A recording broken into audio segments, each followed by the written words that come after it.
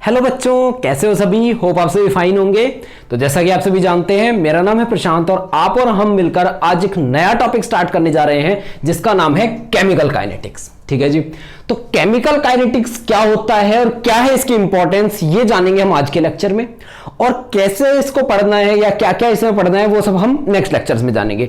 तो आज का लेक्चर बहुत इंटरेस्टिंग होने जा रहा है। इसमें हम ये जानेंगे कि क्यों हम केमिकल काइनेटिक्स को पढ़ते हैं, इसकी रियल लाइफ में क्या एप्लीकेशंस हैं या क्यों ये बहुत जरूरी है और इसको हम ओमिट नहीं कर सकते हैं। ठीक है जी। तो आइए देखते हैं केमिकल काइनेटिक्स को। और केमिकल काइनेटिक्स को जानने से पहले हम एक स्टोरी समझते हैं। ठीक है जी।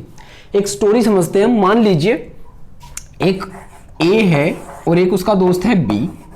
ठीक है जी। ए रहता है इंडिया में एंड बी रहता है यूएसए में। ठीक है जी। ए रहता है इंडिया में एंड बी रहता है यूएसए में। एक दिन ए ने बी को कॉल किया, हेलो बी। बोला यस। तो ए ने क्या कहा कि मेरे को यार यूएसए आना है, मैं यूएसए आ रहा हूं। ठीक है जी। तो वहां पे आ सकते हैं क्या, क्या इंडिया के लोग यूएसए में आ सकते हैं? तो बी ने बोला हाँ भाई बिल्कुल आ सकते हैं, सभी लोग आ सकते हैं। ये इंडिया के जो भी लोग वीजा ले लें वो सभी लोग आ सकते हैं, यानी कि जो उस कंडीशन को, वीजा की कंडीशन को पूरी करते हैं वो सभी लोग आ सकते हैं। ठीक है जी। तो उसने क्या बोला कि भाई वीजा ले ले और आ जा। ठीक है जी। वीजा ले ले और आ जा। अब ए ने क्या किया, वीजा के लिए अप्लाई किया और वीजा ले लिया और अपने घर से निकल गया। ठीक है जी। अब बी ने सोचा कि भाई जब भी इसकी टिकट वगैरह हो जाएंगी तो ये आ जाएगा। ठीक है जी। तो उसने सोचा कि भाई 1 महीना तो वीजा वगैरह बनाने में लगेगा, तो उसने 1 महीने तक तो कॉल नहीं किया। 1 महीने बाद उसने कॉल किया तो ए से पूछा कि ए अरे कहाँ है भाई? तो ए बोला मैं अपने घर से निकल चुका हूं। बी ने पूछा, देखिए अभी तक क्या हुआ है कि बी यूएसए में रहता है, ए कहां रहता है इंडिया में। तो ए बी को कॉल किया कि यूएसए आ सकते हैं या नहीं। तो बी ने क्या बोला कि भाई वीजा लेके आ जा। उसने 1 महीना वीजा लेने में लगा दिया। ठीक है जी। 1 महीने बाद बी ने कॉल किया कि हाँ भाई ए कहाँ है, आ रहा है क्या? तो वो बोला कि हाँ मैं आ रहा हूं और अपने घर से अभी अभी निकला हूं। ठीक है जी। तो जैसे उसने बोला कि अभी अभी निकला हूं तो उसको लगा कि भाई आज निकल गया तो 1-2 दिन में पहुंच जाएगा। ठीक है जी। आज शाम तक की या कल की फ्लाइट होगी और पहुंच जाएगा। ठीक है जी। तो ए ने उसको, तो बी ने क्या किया कि 2 दिन बाद फोन किया। ए ने 2 दिन बाद फोन किया। ठीक है जी। और पूछा भाई कहाँ है? बोला यार अभी तो टाइम लगेगा। तो वो क्या बोलता है कि अभी तो टाइम लगेगा। ठीक है जी। बी ने सोचा ठीक है भाई फ्लाइट वगैरह लेट होंगी, कुछ भी हो सकता है। ठीक है जी। तो बी ने सोचा कि फ्लाइट लेट होगी इसलिए बेचारा लेट हो रहा है, तो ठीक है उसने 2 दिन बाद फोन, ठीक है 2 दिन बाद जो बात करी थी वो हो गई। उसके बाद उसने क्या किया, कुछ दिन बी हो गया बिजी। ठीक है जी। और इसी बीच वो भूल गया कि भाई ए भी आने वाला था। बी क्या हुआ, अपने काम में बिजी हो गया और भूल गया कि ए कोई बंदा है जो आने वाला है। ठीक है जी। ए के बारे में भूल गया वो। अच्छा, अब उसको कई दिन तक याद नहीं आया और क्या हुआ कि 2 साल बाद ए को याद आया अपने काम में बिजी होने के बाद। अच्छा 2 साल तक ए नहीं पहुंचा, ये आपको याद रखना है कि 2 साल तक ए नहीं पहुंचा। उसके बाद बी को याद आया यार ए आने वाला था 2 साल पहले, क्या हुआ? उसने उसको कॉल किया और पूछा भाई कहाँ है, कि भाई अभी तू कहाँ है? बोले यार अभी तो इंडिया भी पार नहीं हुआ है। बोले इंडिया भी पार नहीं हुआ है? बोले 2 साल हो गए, कौन से इंडिया भी पार नहीं हुआ है की बात कर रहा है तू? तो बोला कि यार मैं तो जब ही से चल रहा हूं जब तूने पहली बार फोन किया था। यानी कि जब उसने पहली बार कॉल किया था वो तभी निकला था और 2 साल से आज तक नहीं पहुंचा है। तो अब जो जाहिर सा सवाल था वो क्या था, वो बी के मन में क्या आया? तो बी ने पूछा कि भाई कैसे आ रहा है, हाउ आर यू ट्रेवलिंग, कैसे चल रहा है तू?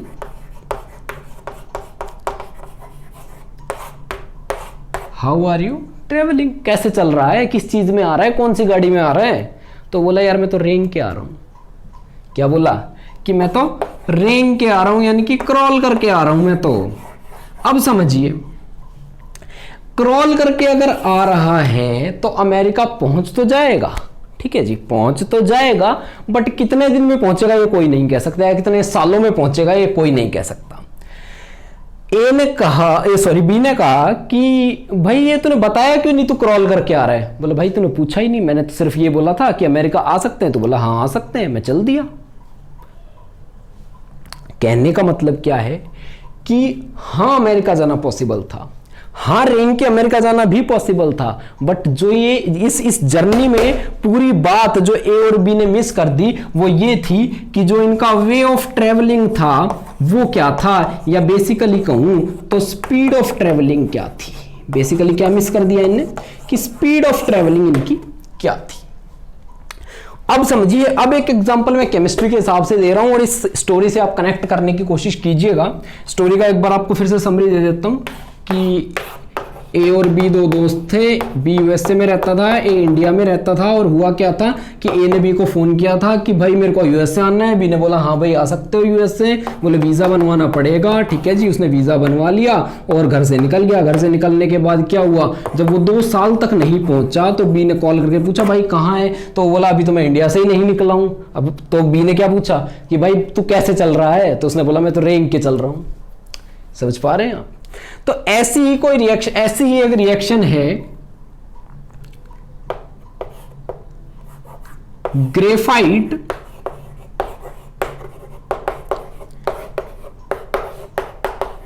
Will convert to diamond.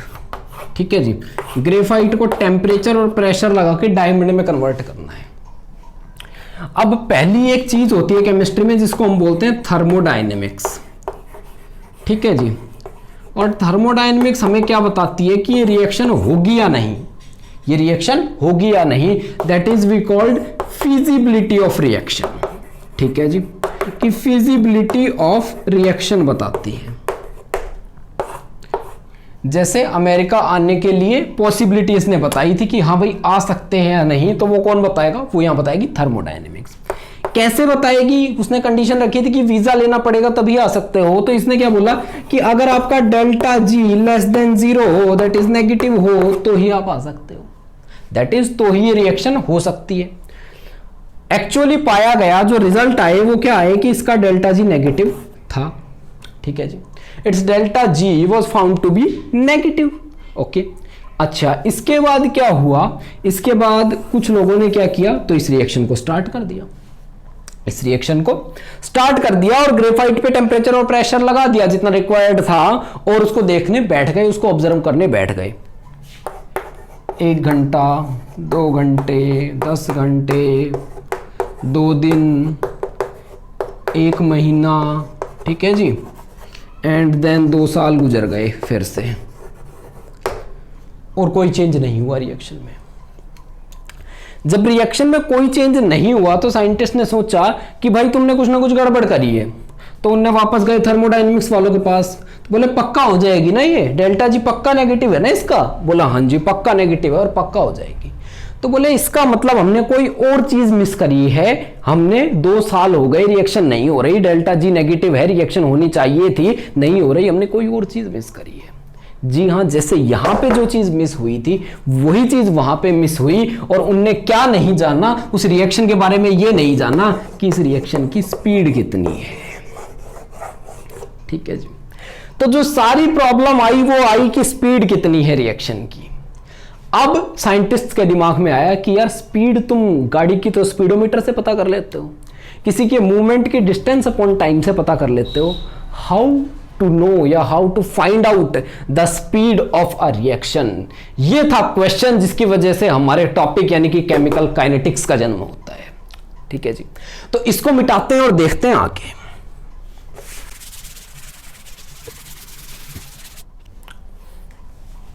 तो यानी काइनेटिक्स किससे बात करती है, अगर मैं केमिकल काइनेटिक्स की बात करूं तो काइनेटिक्स का मतलब ही होता है क्या, मूवमेंट। काइनेटिक्स का मतलब ही होता है मूवमेंट, ये ग्रीक वर्ड से बना है जिसका मीनिंग होता है मूवमेंट। यानी कि जो केमिकल काइनेटिक्स होती है, केमिकल काइनेटिक्स वो किन किन चीजों से डील करती है, तो बेसिकली एक ऐसी साइंस है जो किससे डील करती है, जो स्पीड ऑफ रिएक्शन से डील करती है। ठीक है जी, कि स्पीड कितनी होगी, रिएक्शन फास्ट होगी कि स्लो होगी, 1 महीने में होगी या 1 साल में होगी, 1 दिन में होगी या 1 सेकंड में होगी होगी या नहीं होगी नहीं बताता, सिर्फ क्या बताता है कितने टाइम में होगी। ठीक है जी, तो ये सिर्फ उन रिएक्शंस की बात करता है जो होंगी, और उन रिएक्शंस के बारे में क्या क्या बताता है, तो ये बताता है rate of reaction, speed of reaction हो गया बोलते हैं, रेट ऑफ रिएक्शन, ठीक है जी, कि रिएक्शन कितनी देर में हो जाएगी या कितनी देर में कितनी कंप्लीट होगी, कितनी देर में कितना रिएक्टेंट प्रोडक्ट में बदल जाएगा, ठीक है जी। दूसरी बात क्या बताती है, तो factors affecting rate of reaction, factors affecting rate of reaction. याद करिए कि वो जो ए और बी की स्टोरी है उसमें उसने क्या बताया था कि वो रेंग के आ रहा है, ये एक फैक्टर था। अगर मान लीजिए वही प्लेन में आता तो ये चेंज हो जाती, ठीक है जी। अब ये भी काइनेटिक्स ही बताती है कि रिएक्शन के लिए क्या प्लेन है, क्या साइकिल है, क्या गाड़ी है, क्या पैदल है, क्या रेंग के है, ठीक है जी। या जो रेंगने वाला बंदा है उसको हवाई जहाज में कैसे बिठाना है, यानी कि कैसे किसी फास्ट रिएक्शन को स्लो और स्लो को फास्ट करना है। यूजुअली हम स्लो को फास्ट ही करते हैं, पर कई बार हमें फास्ट को स्लो भी करना पड़ता है, ठीक है जी। फास्ट को स्लो करने के भी एग्जांपल होते हैं हमारे पास, ठीक है जी, वो भी हम देखेंगे इस टॉपिक में। और तीसरा जो बताती है वो बताती है mechanism of reaction. What is mechanism of reaction? So mechanism of reaction is कि रिएक्शन कैसे होगी, यानी कि अगर मैं बात करूं रेट ऑफ रिएक्शन की, तो ये नॉर्मल लैंग्वेज में अगर मैं बोलूं तो ये है speed. Factors affecting the rate of reaction, how to change the speed, how to change the speed, और मैकेनिज्म ऑफ रिएक्शन क्या, हाउ रिएक्शन प्रोसीड्स, कैसे रिएक्शन चलती है, ठीक है जी। तो ये तीन चीजें हमारे पास केमिकल काइनेटिक्स बताती है, समझ पाइए। देखिए क्यों थर्मोडायनेमिक्स के अलावा इस साइंस की जरूरत पड़ी, कहां ये इंपॉर्टेंट है, ठीक है जी। देखिए ये रिएक्शन जैसे कि हमने देखी थी कि हो तो रही थी, पर होने के बाद भी इसका होना नहीं था, कोई काम का नहीं था, क्योंकि ये रिएक्शन क्या थी, इसकी स्पीड बहुत स्लो थी। अच्छा देखिए 2 साल तक नहीं हुई, यानी इसकी स्पीड बहुत स्लो थी, और इसका एक कंसिडरेबल अमाउंट बनने में जब हमें एक्सपेरिमेंटल डेटा काइनेटिक्स के हिसाब से इसको स्टडी किया गया तो हमें क्या पता लगा, वो रिजल्ट सुन के आपको काफी सरप्राइज हो सकता है, ठीक है जी।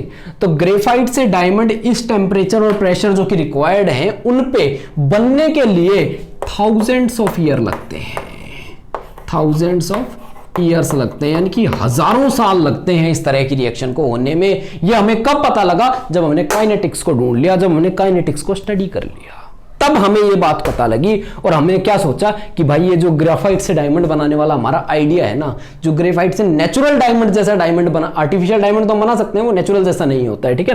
तो जो ग्रेफाइट से नेचुरल डायमंड बनाने का हमारा जो आइडिया है वो अभी तक तो क्या यानी कि अभी तक तो पूरा नहीं हो सकता है, अभी तक तो वो रियलिटी में नहीं हो सकता है। और वो किसने बताया हमें, तो काइनेटिक्स ने। तो अगर काइनेटिक्स की मैं डेफिनेशन लिखूं, अगर मैं काइनेटिक्स की डेफिनेशन लिखूं तो एक बार आप शायद खुद ही बता देंगे, खुद समझ पाएंगे आप कि काइनेटिक्स की डेफिनेशन क्या होती है, जो अभी हमने देखा इसी के बेसिस पे। द ब्रांच ऑफ, कौन सी ब्रांच है, फिजिकल केमिस्ट्री की ब्रांच है, ठीक है जी, physical chemistry which deals with, जो किसके साथ डील करती है, ध्यान दीजिए किसके साथ डील करती है, rate of reaction, that is rate of reaction. इसके अलावा ध्यान दीजिए क्या है, तो factors affecting rate of reaction. कौन से फैक्टर्स होते हैं, factors affecting rate of reaction को शॉर्ट में लिख रहा हूं ROR, ठीक है जी। एंड लास्ट क्या है हमारे पास, तो लास्ट है हमारे पास mechanism of reaction, mechanism of reaction, ठीक है जी। तो ये हमारे पास हो गई डेफिनेशन किसकी, केमिकल काइनेटिक्स की। The branch of physical chemistry which deals with rate of reaction, factors affecting rate of reaction and mechanism of reaction.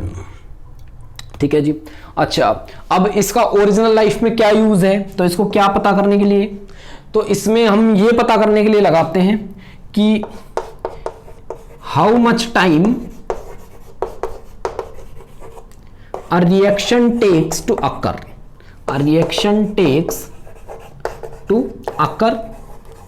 ठीक है जी, कई रिएक्शन जैसे कि किसी चीज का मैन्युफैक्चरिंग कितनी देर में होगी, ठीक है जी, किसी एक चीज से दूसरी चीज में का ट्रांसफॉर्मेशन कितनी देर में होगा, कोई चीज स्पॉइल कितनी देर में हो जाएगी एयर और मॉइस्चर के साथ रिएक्ट करके, रस्ट जो होता है आयरन पे वो कितने दिन में लग जाएगा। ठीक है जी। सिमिलरली इन सब चीजों को स्लो या फास्ट करने के तरीके, जैसे कि कोई चीज अगर मैन्युफैक्चर हो रही है तो कैसे उसको फास्ट कर सकते हैं ताकि हम कम टाइम में ज्यादा चीजें मैन्युफैक्चर कर सकें, कोई चीज स्पॉइल हो रही है तो कैसे उसको स्लो कर सकते हैं ताकि चीज ज्यादा दिन तक चले, जिसकी शेल्फ लाइफ बढ़ जाए, चीज को ज्यादा दिन तक स्टोर किया जा सके। सिमिलरली कैसे हम रस्ट को डिले कर सकते हैं, ठीक है जी, क्या चीजें यूज करके रस्ट को डिले कर सकते हैं, या बेसिकली वही है कि स्पॉइलिंग को कैसे डिले कर सकते हैं। How much time a reaction takes to occur. ठीक है जी, तो यहां मैं लिख देता हूं कि ये इसका सबसे मेन क्या है, यूज है, यूज। ठीक है जी, ये इसका सबसे मेन यूज है।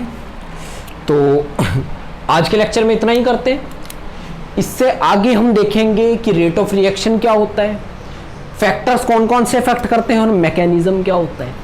सभी चीजों को हम डिटेल में देखेंगे और एक एक करके देखेंगे। ठीक है जी, तो उन सभी वीडियोस के लिए, आने वाले इंटरेस्टिंग वीडियोस के लिए जुड़े रहिए, और तब तक के लिए तो हम आपसे मिलेंगे